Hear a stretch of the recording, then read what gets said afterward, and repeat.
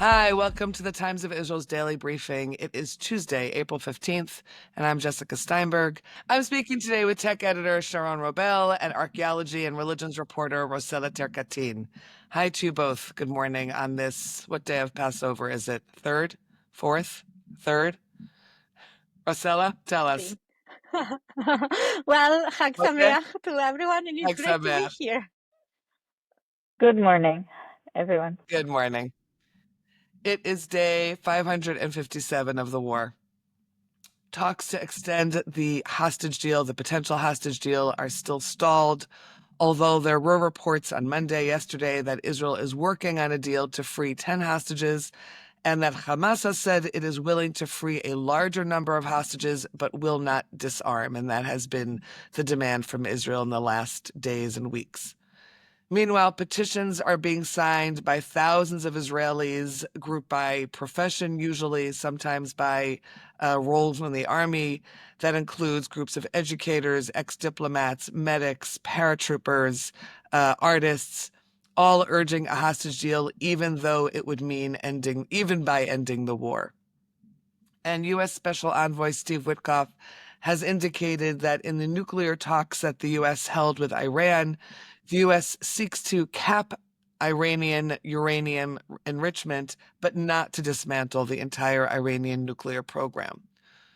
We will discuss some other subjects as well today, some other headlines, what is happening with Israel and the U.S. tariffs, the latest in Israel's high-tech industry, as well as Hebrew dialects that were shaped by millennia of wandering Jews, and manna from Italy. Stay with us. I like what I do as a Jew, and I find it interesting and meaningful, but I want to learn about what's out there and how do the rest of our people connect.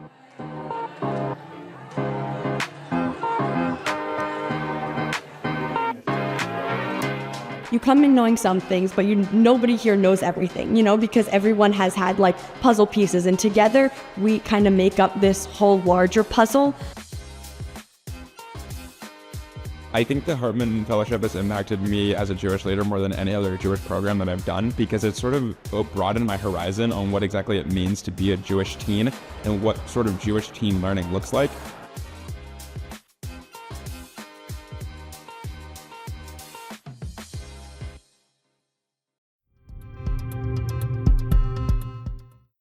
Okay, so Sharon, the tariffs, which of course are the headline throughout the world. In Israel, we have the situation that Prime Minister Benjamin Netanyahu had been in the White House about a week and a half or so ago to discuss the tariffs. Israeli goods face a 17% U.S. tariff, which leads to concerns, of course, in Israel and in the government, given that the U.S. is Israel's closest ally and largest single trading partner. So we seem to be at a standstill on this at the moment. What are you hearing and reporting on this right now? Hi, everyone. So as we've seen, President Trump has put a pause or halted the process. It seems all to be, as far as I can sort of tell, a strategy. As you mentioned, Israel was pretty confident as sort of the closest ally that Mr. Trump would sort of back down and give some kind of concession to Israel. And there we could really see that this is nothing to do with friends. This is really a policy that Trump wants to levy on all the countries where they feel that there is some kind of unfairness going on. It really appears that Israel was not properly prepared, and just feeling confident that Trump would sort of give in. We saw that Trump was very, it was a clear sign that there's not going to be any preferential treatment for anyone, really, friend or foe. and that now all the countries will have to sort of queue up and explain to the US how they're going to, what they can offer so that they'll get some kind of reduction or improvement on the tariff. I think overall for Israel, the situation is not as bad, maybe as for other countries, but I think the main worry is more the indirect impact. There's a lot of talk about a recession. Israel is a very small country, a very small market. For all businesses, even if they're not directly affected by the tariff, if there'll be more companies in Europe or the US who are economically in a worse situation, they'll probably reduce their orders of products. So that's one impact that people are very worried about, and we've seen a lot of the businesses trying to get what is called it's a state-sponsored insurance, which insures you against non-payment, because there's already worry that a lot of companies will be in a situation that they can't pay their suppliers, which would be Israeli companies. That's one big impact. Also, we've seen the markets going down a lot in the US, and a lot of our savings and pensions, the exposure to global markets has increased. So there's also concern that, if this continues over time, this could also reduce our savings, or the value of our savings. So I think there's a lot of negotiation going on, and we're going to see an administration that will take its time to negotiate, which is happening at the moment already with Israel as one of the few first countries that the US has already started on Friday to hold some kind of initial negotiations after the Passover holiday.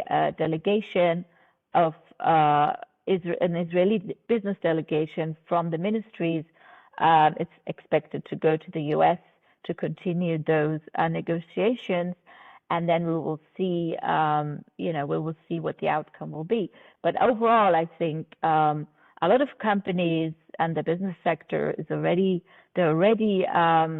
starting to make preparations, because this sort of instability needs to be planned. And even if there's an optimal outcome, there'll still be a lot of uncertainty and a lot of adjustments in sort of world trade. So I think it's still very uncertain situation that also the economy and Israeli companies are facing.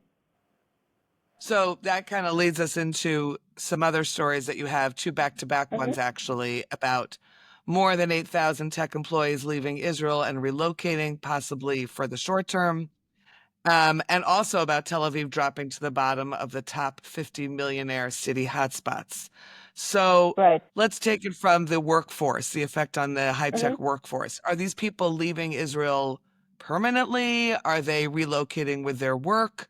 Is this just to ride out the end of the war? What are you hearing and seeing as you're reporting on this? Right. So unfortunately, this is a trend that has been talked about, that has started already since sort of the start of the judicial overhaul, or the proposed judicial overhaul at the beginning of 2023. It was really hard to determine the numbers, right? There was a lot of talk. We had a lot of very prominent companies who were saying that, if Israel was not, if Israel can't protect its standing as a stable democracy, or which is sort of the basis for being a hub for investments, then it will be too risky for investors to shift their money to Israel, and therefore they will shift their operations abroad. So we see this trend, actually, I guess with this, and then it calmed down, and then war broke out on October 7th, after October 7th onslaught. And I guess in the beginning, maybe we saw some, people leaving because of the war. and the ongoing sort of security situation. At the same time, we did see a lot of people also coming back, right, to serve in the army. I mean, I Right. think there was some kind of inflow and outflow, I would say. And it seems that the numbers that were now collected by the Israel Innovation Authority show that those numbers, even after the war, in sort of the 2 months after after the war broke out, these numbers have stabilized and then increased again, because again we are seeing sort of internal political insecurity, Right. instability. Yeah. I think the firing or the attempted firing of the Shin Bet head, and I think that caused a lot of fears among investors, that again it's an unstable situation for businesses to stay here if they don't know whether their legal situation is stable and continues as they were used to, right? There just has to be one question mark on that. I mean, with millionaires leaving, what does that Right. actually mean also? Does the money leave with them? Right. It's a similar. I mean, it's probably a similar situation from the numbers and from what, again, millionaires, they have their assets. They want to have a tax structure that's convenient, that's stable, from both the geopolitical situation, which we saw our taxes increase. There've been a lot of changes, and again, because of the judicial overhaul, people are worried. Even not millionaires, let's say, you and me, the general public, is already worried about their assets, about protecting their assets, and how much the government will take from them, or whether we've seen this a lot with people taking even money out and shifting it and investing it in Their places. real estate abroad. And so given that millionaires can set up anywhere around the world, or where there is an environment that is protecting their wealth, there is some outflow of some 1,700 millionaires with assets of at least $1 million. And so we are at the bottom of the 50. We're at number 48. So let's see next year. We're still in that where we're 50. Yeah. Yeah. Thanks for that, Sharon. Okay, we're going to take a quick break. When we're back, Rossella's going to take us in a little bit of a different direction, looking at different Hebrew accents and how they have developed, and I'm wondering how much they still exist. So stay with us. I and my wife, we were mourning with people, but because of the way that things have changed, let's say in the last 5 to 7 years, there was a feeling that, and this is the substance of an exchange I had in Dissent with another member of the magazine's editorial board, the kind of progressive movement. I think a lot of people in the progressive movement felt, well, if we make a big deal out of Jewish pain and suffering in the wake of October 7th, it'll be instrumentalized and used to justify the war. That's like a generous interpretation. And my argument was, actually, not mourning legitimates the war. And this is because people don't understand also how Israelis feel themselves to be in the world. That if you were able to mourn, then you also might be able to say to people, look, this, what happened is heinous and horrible. And there is another way other than living by the sword forever. But when the world's response to this is, you got what you deserved, and this is even a good thing, well, you only confirm the sentence that the whole world is against us.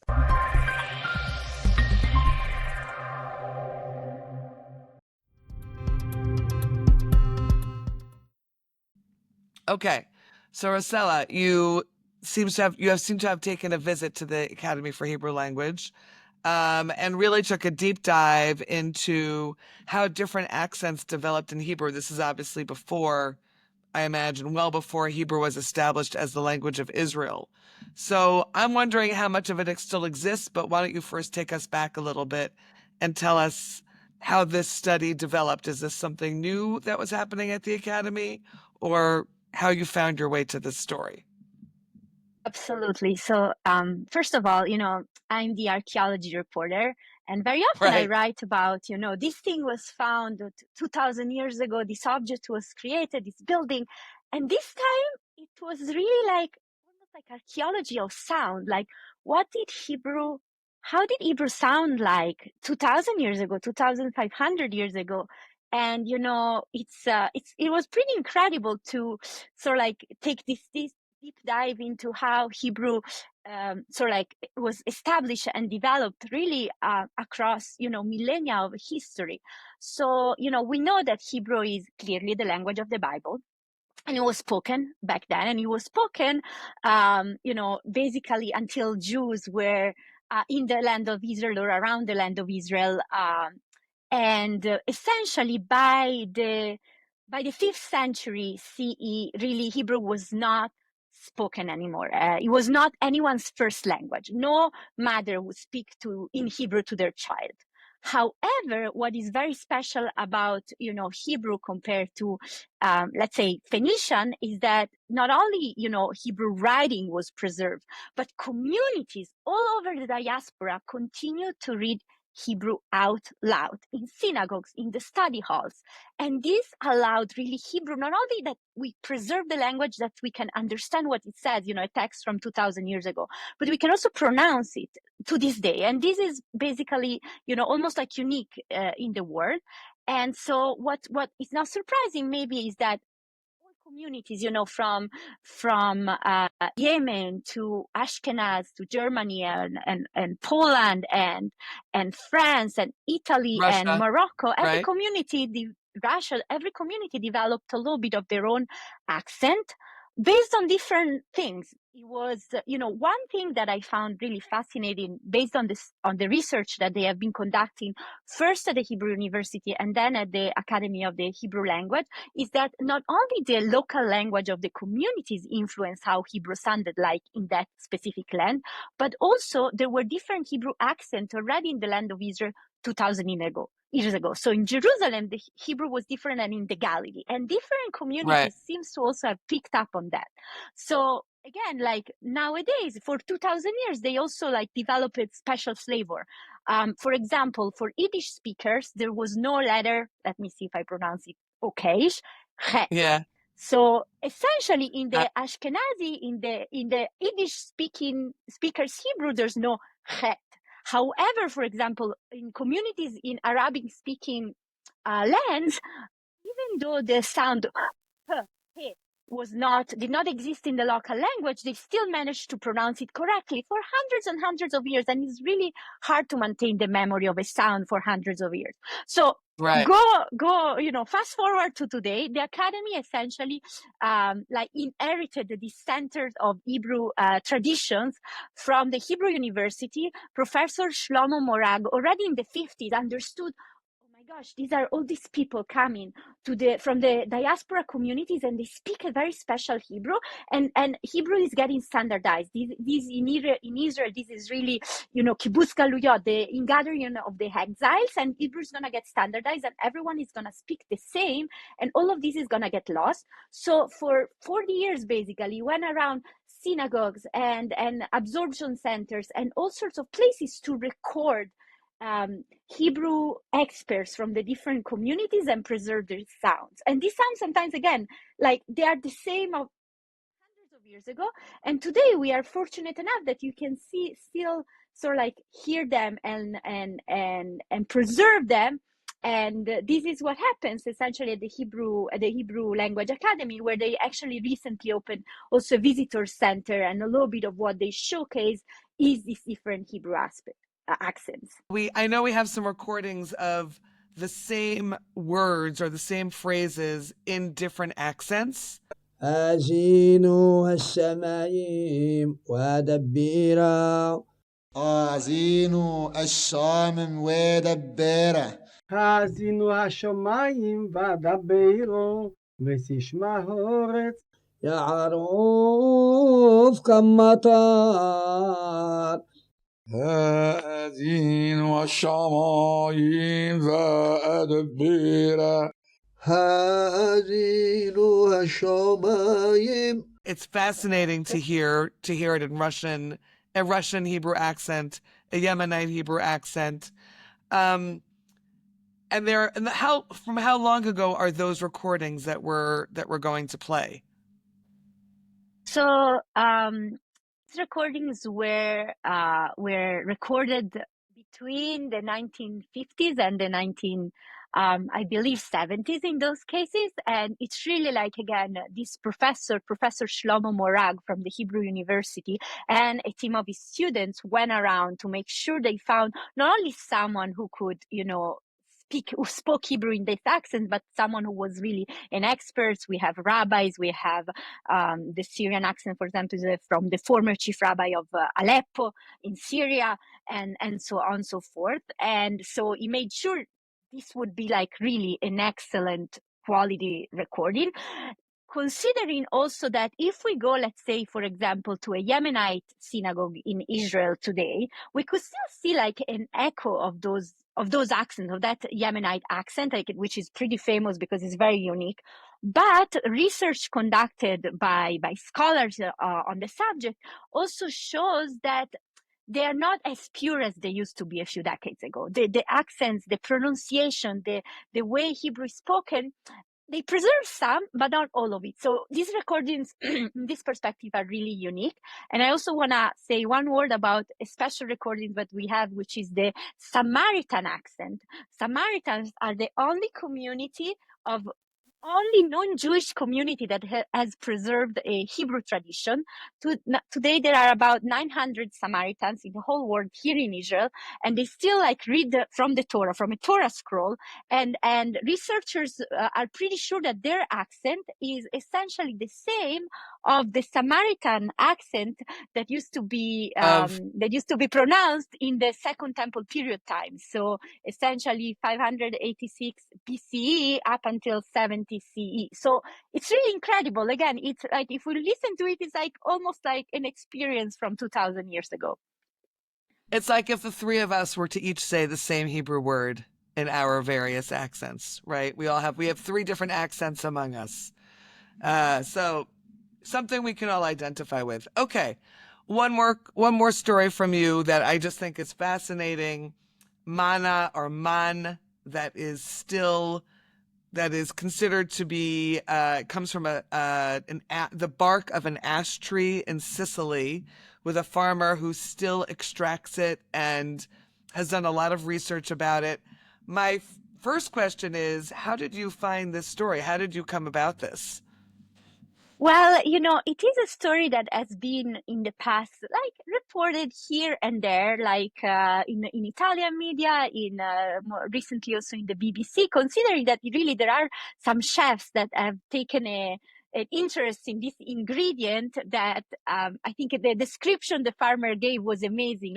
It's like a spice with a taste of honey, which is so, in our ears, if we ever read the Bible, when it says about, these wafers with the taste of honey, it's really similar.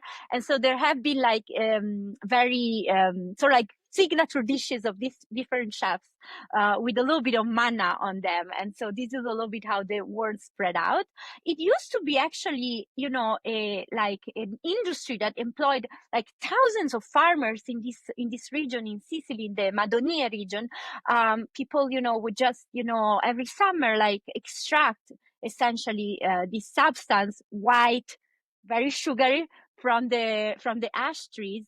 And then Mr. Giulio Gerardi, the farmer, he comes from generations of manna producers. And then as a young man, now he's 75, he realized that the tradition was dying, that, there were very few people still able to, to do it, to treat the trees and extract the manna. And so he essentially started to both learn all the secrets from his father and like study manna, from the trying to find all the like historical sources about it and medical treatises from 1,000 years ago, because manna has very important medical properties. And actually until a few decades ago, it was used by the pharmaceutical industry as a type of sweetener that was very, very good for diabetic patients. Then they managed to synthesize the mannitol chemically, and so that was not relevant anymore, and that's how the industry actually went down.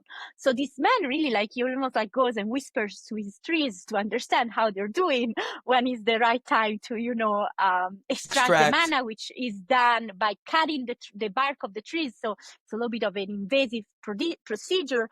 And I thought it was amazing, and I thought it was amazing also the way he described the lesson from the Bible, which is that, you only take what you need and nothing more. And this is how we should treat nature. Nature is something that we should, we use, but we should respect and never take more than what we need. Okay, words for the wise on complicated days. Thank you, Rossella, and thank you, Sharon, for being with me on today's Daily Briefing. It's been good to speak to you. Thank you.